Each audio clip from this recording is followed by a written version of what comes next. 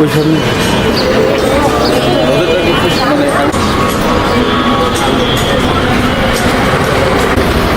দেখা বেড়াতে দিচ্ছি আমি। সরো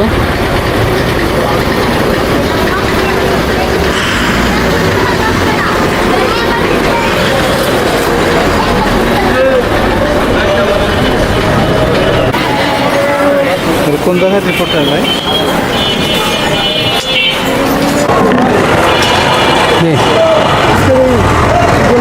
রাত্রে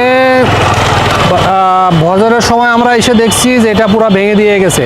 রাত 2টা থেকে 3টার ভিতরে এই কাজটা করছে। আমরা ফজরের নামাজ পড়ে এসে দেখি যে আমাদের এইখানে টোটাল 5টা বুথ ছিল, সবগুলাই ভাঙা। আমি একটার পর একটা গেছি, দেখি সবগুলা ভেঙে দিয়ে গেছে।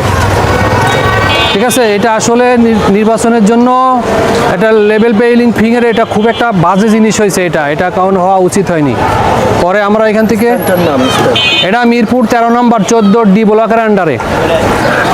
ঠিক আছে, 13 নম্বর 14D। এখানে এই পাশে যত বুথ ছিল সবগুলা বিএনপির বুথ, এই জামাতের বুথগুলা ভেঙে দিয়ে গেছে। আর অপোজিটে সব বুথগুলা ঠিক আছে।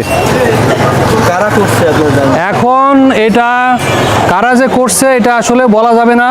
এটা তো বুঝে নিতে হবে কারা করছে। এটা তো আমাদের সামনে করেনি, এখানে সিসিটিভি আছে, দেখলে বোঝা যাবে।